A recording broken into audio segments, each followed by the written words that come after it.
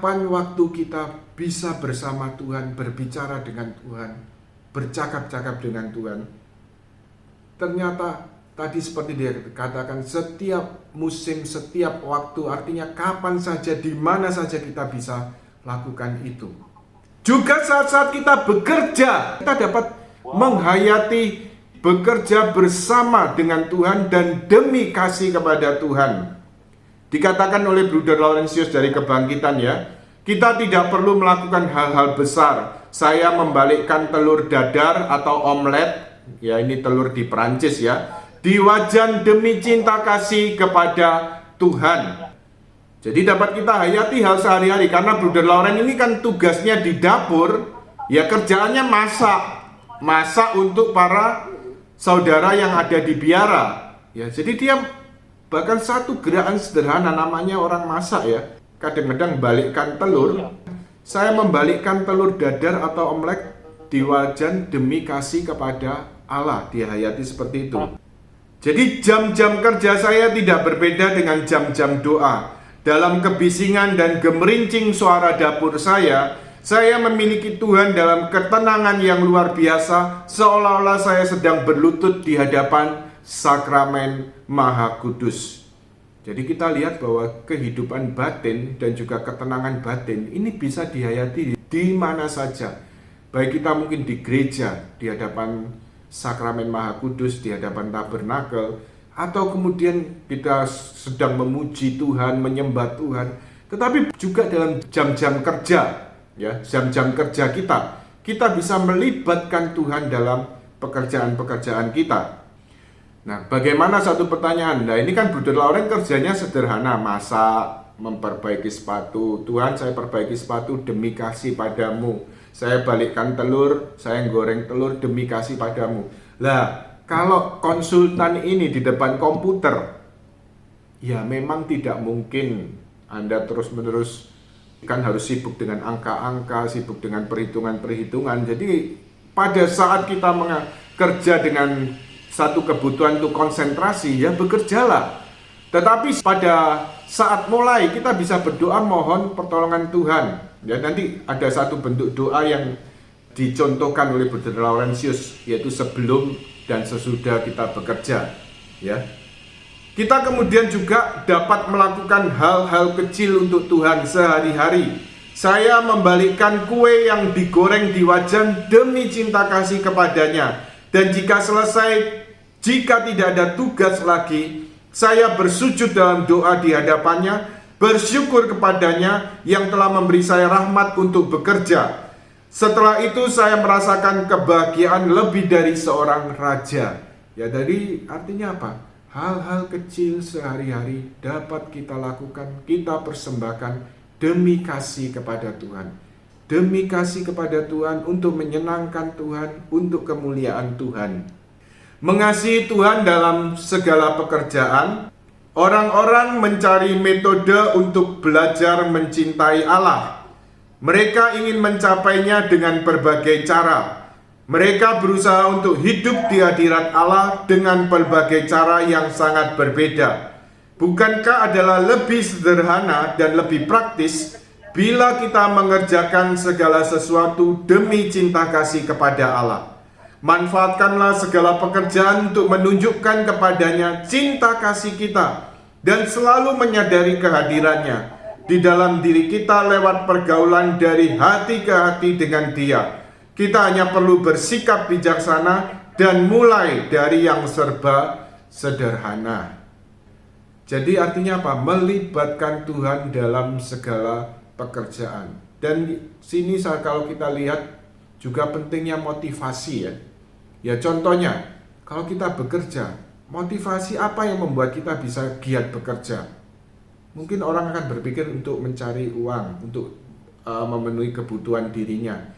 Tapi ada orang lain yang berpikir bahwa untuk keluarga, untuk menghidupi keluarga. Jadi semua dipertaruhkan, diperjuangkan untuk kehidupan keluarga. Nah, tetapi ada satu motivasi yang kemudian diangkat, ditunjukkan oleh Bruder Laurentius dari Kebangkitan. Lakukan semuanya demi cinta kasih kepada Tuhan.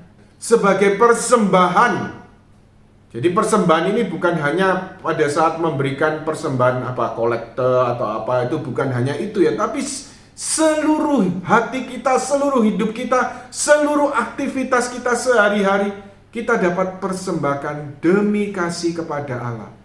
Istilahnya kemudian artinya apa? Kita memberikan nilai, ya. Kalau bekerja tadi demi keluarga, baik, itu baik. Ya, untuk menghidupi keluarga, mencari nafkah. Tapi kemudian berikan nilai yang lebih luhur lagi, yaitu demi cinta kasih kepadamu Tuhan, untuk menyenangkanmu Tuhan. Dan kalau coba Anda bayangkan, kalau orang, ya ini kan juga banyak anak muda ya, kalau orang jatuh cinta, itu rasanya apa? Sejuta rasanya ya, semangatnya bisa semangat 45 ya, bukan 45 sekarang, semangat 2022 ya. Jadi semangatnya bisa menggebu-gebu, menyenangkan begitu ya, karena ingat yang dicintai ya. Nah, tetapi dalam hal ini coba kalau yang kita sadari, yang kita juga belajar dan berusaha terus mencintai Tuhan, maka kerjaan kesulitan apapun, pekerjaan kesulitan dan apapun itu, ya motivasinya mau kita lakukan demi kasih kepada Allah. Kita mau persembahkan semua untuk menyenangkan Tuhan. Jadi manfaatkan segala pekerjaan untuk menunjukkan kepadanya cinta kasih kita, dan selalu menyadari kehadirannya di dalam diri kita lewat pergaulan dari hati ke hati. Jadi jangan biarkan waktu lewat terbuang percuma.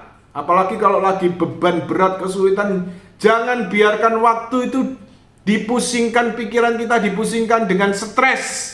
Gak ada gunanya. Malah semakin dipikirkan, stres ini semakin tambah apa? Tambah stres kan ya? Apa tambah ringan? Masalah itu dipikirkan tambah ringan atau tambah stres?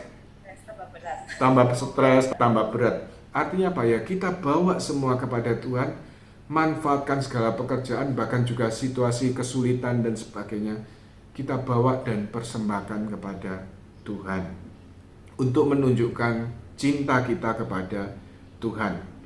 Nah, ini contoh bagaimana kalau kita dengan bekerja dengan satu konsentrasi yang besar ya, kan tidak memungkinkan terus-menerus misalnya berdoa. Jadi misalnya kalau kerja ya kerja dengan konsentrasi, tetapi pada saat awal kita juga bisa mohon rahmat untuk bekerja bersama Tuhan dan demi kasih kepada Tuhan. Contoh doa dari Brother Laurentius untuk mengawali pekerjaannya, Allahku, karena Engkau menyertaiku dan karena Engkau menghendaki aku melakukan pekerjaan sehari-hari, tolong berikan aku rahmat untuk tetap menyadari kehadiran-Mu.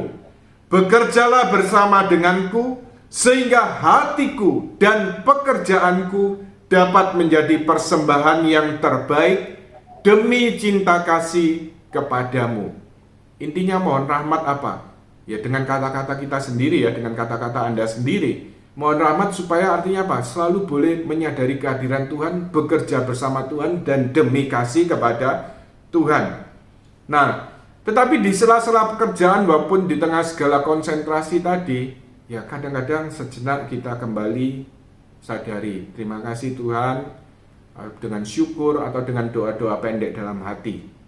Kemudian setelah menyelesaikan pekerjaan, bersyukur kepada Tuhan karena memberikan rahmat sehingga kita dapat bekerja dengan baik dan sambil terus-menerus menyadari kehadiran Allah.